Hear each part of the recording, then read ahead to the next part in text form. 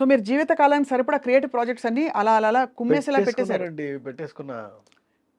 ఎంత great sir. అంటే but మీరు మీ గ్యాప్‌లో మీరు జస్టిఫై చేశారు కదా! ఎంత గ్యాప్ వచ్చింది సార్? ఇప్పుడు లాస్ట్ ఫిల్మ్‌కి ఇప్పటికి ఆల్మోస్ట్ మినిమమ్ ఒక 20 ఇయర్స్ గ్యాప్ ఉంటుందండి. 15 ఇయర్స్, 20 ఇయర్స్ గ్యాప్. పెళ్ళాం ఊరెళ్తే తర్వాత నాకు పెద్దగా హిట్స్ ఏమి కానీ లేవు. అంత కాదు సార్. అంత ఒక వెలుగు వెలిగిన మీరు హ్మ్. మధ్యలో ఇంత గ్యాప్ వచ్చేసినప్పుడు ఎక్కడైనా మీరు డిస్టర్బ్ అయ్యారా?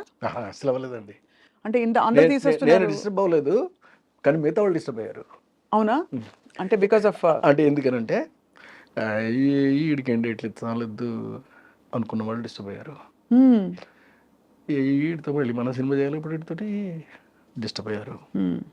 వీళ్ళందరూ డిస్టర్బెన్స్ నేను హ్యాపీగా చూస్తూ ఈరోజు ఉన్నానండి. ఆడియన్స్ దయ వల్ల.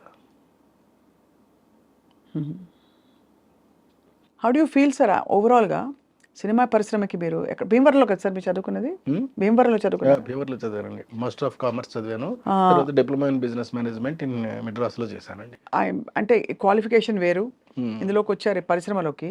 ఏమనిపిస్తుంది సార్ ఓవరాల్‌గా మీ life if you look back and see? నాకు చిన్నప్పటి నుంచి నాకు తెలుసో తెలియకో మొత్తం మీద నాకు సినిమా అంటే ఒక ఇష్టం కన్నా పై పదం అండి పిచ్చి.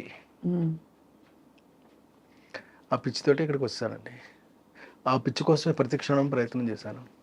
తర్వాత దెబ్బలు కూడా తిన్నానండి. చాలా దెబ్బలు తిన్నాను. దెబ్బలు తిన్నాను. ఎలా సార్? ఆఖరికి పప్పలు వండుకునే స్థితికి కూడా వెళ్ళిపోయానండి.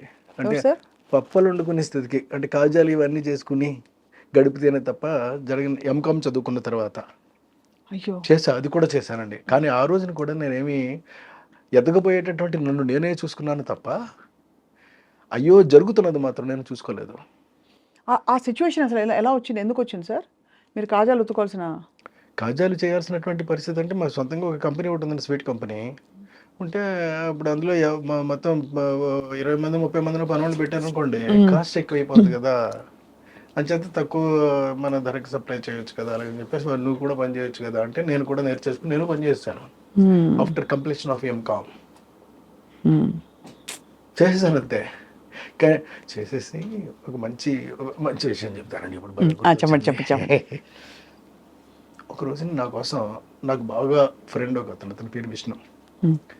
అతను నా కోసం వచ్చాడండి ఒక రాజదూత బండి వేసుకుని. బాగా ఫ్రెండ్.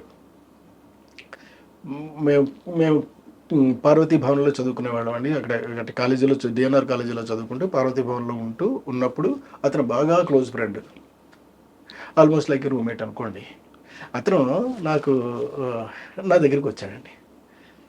వస్తే నేను అప్పుడు ఒక చిన్న టవల్ కట్టుకునండి కచ్చలు చేస్తున్నాను సీరియస్గా.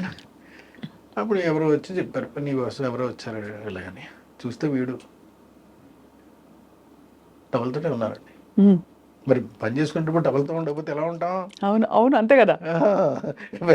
పెద్ద చొక్కాలు వేసుకుని ప్యాంట్లు వేసుకుని జీన్స్ వేసుకుని ఉండమండి మనం. అలాగే ఉంటాం. అలాగే ఉన్నాను. అంటే వాడు వచ్చాడు. వాడు వస్తే కూర్చోబెట్టవాడిని, రే కుర్చీలో కూర్చోనుకో అంటే పర్లేదు కింద కూర్చుంటాను అన్నాడు. నువ్వు కుర్చీలో కూర్చో, ఎందుకు నేను చెప్తున్నాను కదా కూర్చో అని చెప్పి నేను చేసి రే కాజా ఒకటి మంచి వేడిగా ఉండి తీసుకొచ్చి ఒక ఆకులో పెట్టి వాడికి ఇచ్చా. వాడు అది తింటూ ఏడ్చేసాడండి. అయ్యా లిటరల్గా ఏంట్రా ఇది నువ్వు ఈ పరిస్థితి నీకు అలాగని ఫీల్ అవ్వద్దురా నువ్వు తిను హ్యాపీగా తిను అంటే అది తినలేదండి. వదిలేసేసి లేచి వెళ్ళిపోయాడు. వెళ్ళిపోయినాడు బండి వేసుకుని వెళ్ళిపోయాడు అంతే.